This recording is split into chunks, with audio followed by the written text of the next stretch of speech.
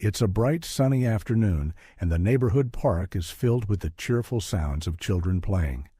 The swings creak as they move back and forth, and laughter fills the air. In the corner of the park, a white mother sits on a bench, keeping a watchful eye on her two kids, a young boy and a girl. They're happily playing with a group of children, running around and enjoying the day. As the black boy walks toward the group, his gaze meets the white mother's. He's about 6 or 7, with a bright smile on his face and a basketball tucked under his arm. He approaches the children, but before he even gets close, the white mother's expression shifts. Her smile fades slightly, and there's a subtle but noticeable shift in her body language. She stands up from the bench and calls out to her children, her voice quiet but firm. "Stay away from him, okay? Don't play with him." Her words are carefully chosen, yet the underlying tone is clear. She doesn't want her children associating with the black boy. The children, slightly confused, nod and take a step back, their innocent faces reflecting the subtle tension in the air. The black boy, who had hoped to join in the fun, stops in his tracks. He looks around, wondering why he's being singled out. His eyes meet the white mother's, and for a moment there's a silent understanding, but it's not the kind of understanding any child should have to experience. He looks down at the ground, his expression shifting to confusion and a bit of sadness. But he doesn't protest. He simply turns and walks away, the basketball still clutched tightly in his hands. The camera lingers on the white mother, who sits back down on the bench, her eyes watching as the black boy walks off alone. The unease in her expression deepens, but she doesn't make any move to change her stance. The tension in the air is palpable, and the audience feels the injustice of the moment. This is a quiet, subtle form of rejection, but its impact is loud and clear. The following week, the white mother, who had watched the black boy from a distance at the park, finds herself at a parent-teacher meeting at her child's school. The fluorescent lights above hum softly as parents chat with teachers, exchanging pleasantries and discussing their children's progress. The school gymnasium is filled with a mixture of nervous energy and polite smiles, but something feels different for her today. As she walks through the crowd, her gaze flicks around the room, and suddenly she freezes. Near the refreshments table stands the black boy's mother, a woman she's seen around the neighborhood, though never close enough to speak to. She's dressed neatly, carrying herself with an air of confidence and poise. The white mother stiffens, her smile faltering as she registers the presence of the woman she'd actively avoided at the park. The tension in the air is almost tangible. The white mother's discomfort grows, and she instinctively looks for a way out of the situation. She scans the room, considering leaving the conversation for another time, but then, almost as if fate were pushing them together, the black boy's mother locks eyes with her. There's no escape now. The moment of awkward silence hangs between them, and for a brief second, the white mother considers walking away. But instead, the black boy's mother smiles and takes a step forward, offering a polite greeting. "Hello, I don't believe we've met properly. I'm Sarah." Her voice is calm, warm, and friendly, without a hint of discomfort or hesitation. The white mother forces a smile, but it doesn't reach her eyes. "Oh, yes, I've seen you around. I'm Emma." Her words come out stiff, unsure, as if she's trying to avoid something, though she doesn't yet know exactly what. The black boy's mother doesn't seem to notice Emma's hesitation. She continues with ease, her manner graceful, but there's a quiet assertiveness in the way she speaks. Her eyes are clear and focused as she talks about her son, describing his progress at school with pride. For Emma, it's hard to ignore how different the two women seem in this moment. Sarah speaks confidently, articulating her thoughts with ease, while Emma finds herself feeling increasingly uneasy. Sarah is engaging, but Emma can't shake the feeling that there's a subtle discomfort building between them. They talk briefly about their children, but every word feels like it's weighted with unspoken tension. Emma can't help but wonder if Sarah knows what she's been thinking, or if she even feels the same way. But Sarah's calm demeanor never falters. While Emma's mind races with curiosity and a mixture of discomfort at the situation, Sarah remains composed. There's an undeniable contrast between the two women. Emma, slightly guarded and uncertain, and Sarah, who stands firm in her sense of self, open but not vulnerable. The conversation continues, but the awkwardness hangs in the air like an invisible barrier, one that Emma knows she'll have to face sooner or later. But for now, they talk about the children, the school, and nothing too deep. The conversation between the two women lingers in the air, leaving an uncomfortable space that neither can quite fill. Emma, the white mother, feels a wave of unease wash over her as she fidgets with the edge of her jacket. She's never had a conversation like this before, and part of her wishes the awkward silence would simply end. But Sarah, the black boy's mother, seems unfazed. Her confidence is unwavering as she continues to smile, her words casual but still purposeful. She mentions the challenges her son faces, the ways his opportunities have been limited, not just because of his upbringing, but because of his skin color. Emma hesitates, swallowing the lump in her throat. A feeling of defensiveness begins to rise within her, even though she doesn't quite understand why. Her thoughts race, unsure of how to respond, but after a moment she speaks up, her voice tentative but laced with a hint of justification. I didn't want my kids to be influenced in the wrong way. I was just thinking about their safety. You know, there's a lot of violence these days. Her words come out slowly, almost as if she's trying to convince herself as much as she's trying to convince Sarah. She looks away, as if trying to distance herself from the discomfort she feels. Sarah listens intently, not interrupting, her face calm but her eyes thoughtful. She takes a deep breath before speaking, her voice still steady, yet carrying a weight that Emma can't ignore. I understand your concern, Emma, but I want you to know that it's not just about safety. It's about the world my son has to grow up in. Every day he faces things that are harder than what you could imagine. People see him and make judgments based on his skin color. They don't even give him a chance to prove who he really is. There's a pause, and Sarah continues, her voice soft yet firm, as if she's speaking from experience, from a place of deep knowledge. My son is a good kid. He's bright, he's kind, and he has dreams just like any other child, but he's constantly met with prejudice, and it takes a toll, on him, on me, on our entire family. Sarah's eyes lower slightly as she takes a breath, the emotional weight of her words settling in. Emma's stomach tightens, and she feels the weight of Sarah's words settle over her like a heavy blanket.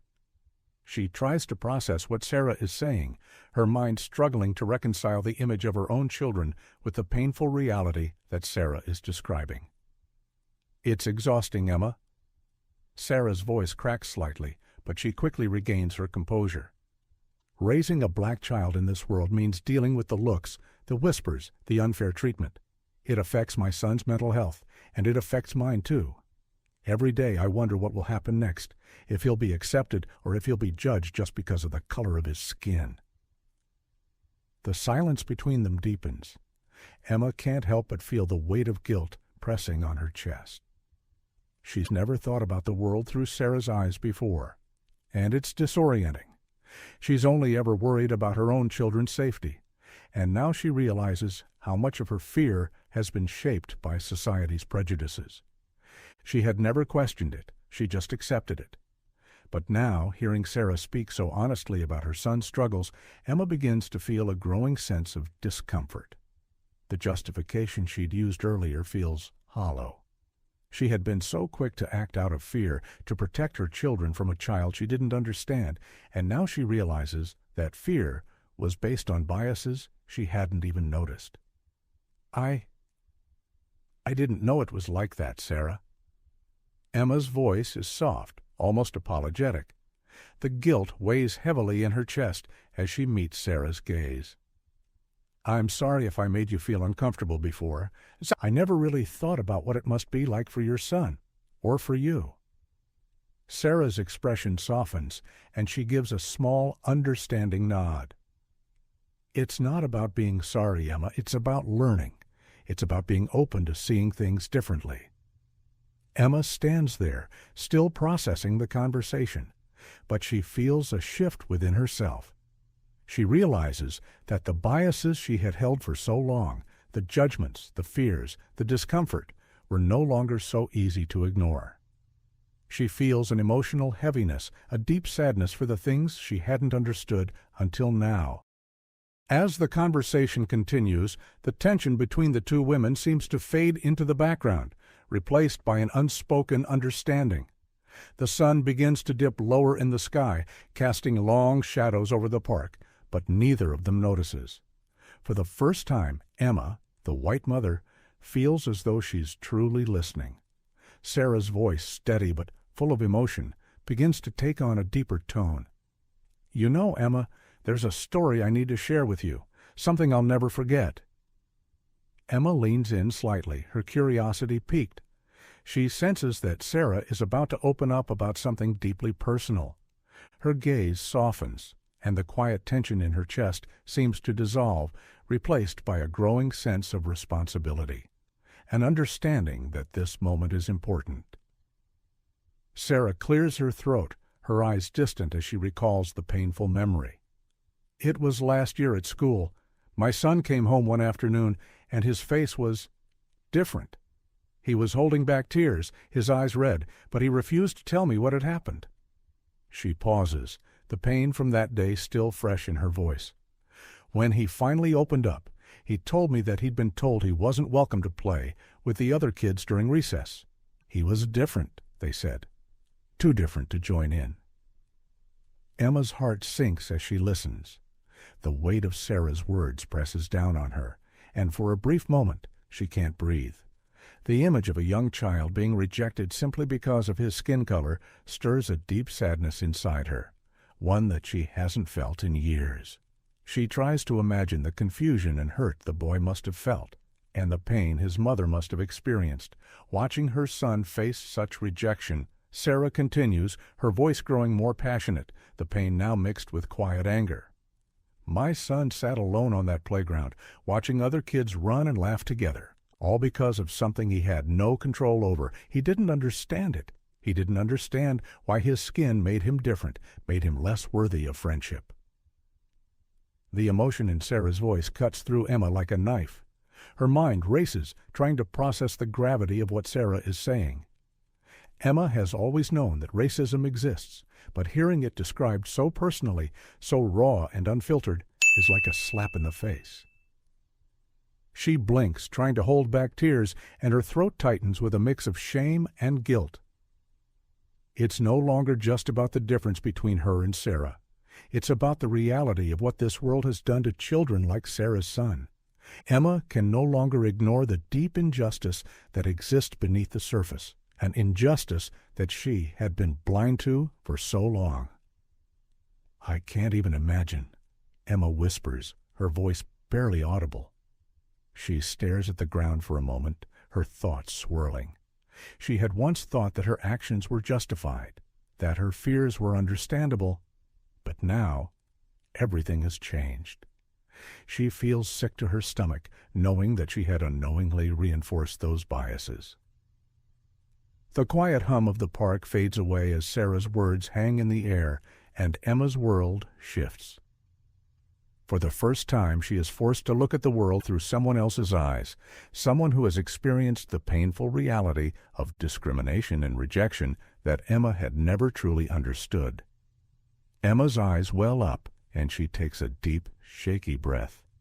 She looks up at Sarah, meeting her gaze. I'm so sorry, Sarah. I never realized. I was so caught up in my own fears. I never stopped to think about what it must be like for you. For your son." There is a long pause. The weight of the conversation hangs in the air, but now it's not just about guilt. It's about change, the realization that Emma can no longer be the person she was before this conversation. She has seen the truth. She has felt the truth. Emma takes another breath, her chest heavy with emotion, and a single tear escapes down her cheek. It is a tear of remorse, but also a tear of understanding. Sarah's story has broken through the walls Emma had built around herself, walls of ignorance and fear. Now the path forward is clear. She knows she must change. The next morning, the sun shines through the kitchen window as Emma sits at the table, sipping her coffee, her mind still racing from her conversation with Sarah. The words keep echoing in her mind, the painful story of the playground, her own biases, and the guilt that had settled deep within her chest. She can still feel the weight of that moment when she realized how deeply society's prejudices had influenced her. Her children, Lily and Noah, are playing quietly in the living room, oblivious to the internal conflict their mother is facing. As Emma watches them, a sense of determination washes over her. She knows that this moment can't slip away, that this is the turning point she's been searching for. The world may not change overnight, but she can start by changing the way she raises her kids. She can break the cycle. She stands up, walks over to where they're sitting, and kneels down to their level, her eyes serious but kind. "Lily, Noah, we need to talk about something important." Her children stop what they're doing, their curious eyes now fixed on her. Emma takes a deep breath, the weight of responsibility pressing on her chest. "I've learned something that I need to share with you.